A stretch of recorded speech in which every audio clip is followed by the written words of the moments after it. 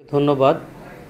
আমরা যখন খবর পাই যে আমাদের চান্দনা চৌরাস্তায় সাংবাদিক তুহিনকে দুর্বৃত্তরা কুপিয়ে হত্যা করেছে, সঙ্গে সঙ্গে আমরা এবং ঊর্ধ্বতন স্যাররা ওখানে আমরা যাই। আমরা ওখানে গিয়ে তুহিনকে মৃত দেখতে পাই। তো পরবর্তীতে আমরা আমাদের তদন্তের প্রয়োজনে আশেপাশের সিসিটিভির ফুটেজ কালেক্ট করি।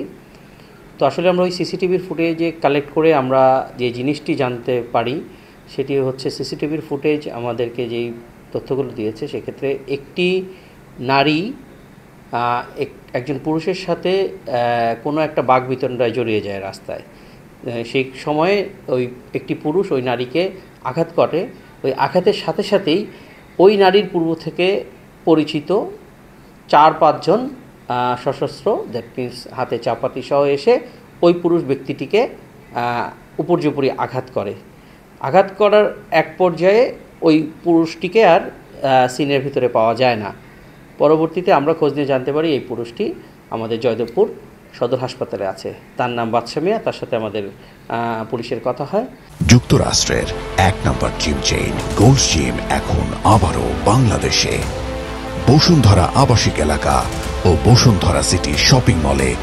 এবং আমরা তার মাধ্যমে এবং স্থানীয় মাধ্যমেও জানতে পারি যে ওই যে এই নারীকে ওই বাদশা মিয়া আহত করেছে এবং আহত করার কারণে ফলশ্রুতিতে যে 4-5 জন ছেলে এসে উপর্যুপরি বাদশা মিয়াকে খুব কোপালে, এই দৃশ্যটি ওই চৌরাস্তায় অবস্থিত সাংবাদিক তুহিন তার মোবাইলে ধারণ করে।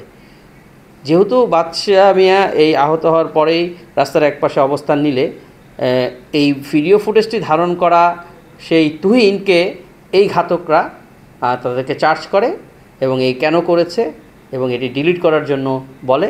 এবং এরই এক পর্যায়ে যখন তুহিন ডিলিট করতে চায় না কিংবা ভিডিওর বিষয়টি অস্বীকার করতে চায়, তখনই তারা ওই অবস্থাতেই ক্ষিপ্ত হয়ে তাকে উপর্যুপরি আঘাত করে মেরে ফেলে।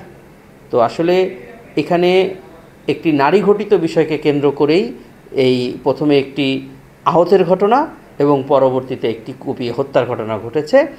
এর বাইরে আমাদের তদন্তে অন্য কিছু উঠে আসেনি। তবে এখানে রাজনৈতিক কোনো ইস্যু আছে কিনা যদি এটা ক্লিয়ার করতে।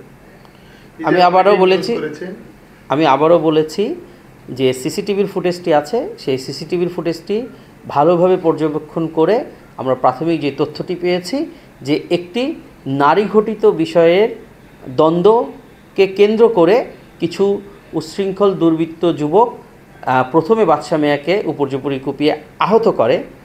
এই সিসিটিভির ফুটেজটি যখন সাংবাদিক তুহিন ধারণ করে, এই ধারণ কেন করেছে, কেন ডিলিট করছে না, এরকম এক বাকবিতণ্ডার পর্যায়ে এসে তুহিনকে উপর্যুপরি আঘাত করে মেরে ফেলা হয়। এটিই ছিল এই সিসিটিভির ফুটেজ এবং আমাদের গোপন এবং গোয়েন্দা তথ্য প্রাপ্ত তথ্য। আমরা আমাদের সিসিটিভির ফুটেজে আমরা ঘাতকদেরকে আইডেন্টিফাই করতে পেরেছি। তদন্তের প্রয়োজনে আমি নামগুলো ডিসক্লোজ করতে পারছি না। আমরা আশা করি অচিরেই এদেরকে আমরা গ্রেফতার করতে পারবো, তবে প্রকৃত সত্যটি আপনাদের কাছে উপস্থাপিত হবে। For more updates, follow us on Facebook, subscribe our YouTube channel, get the latest update on www.daily-sun.com.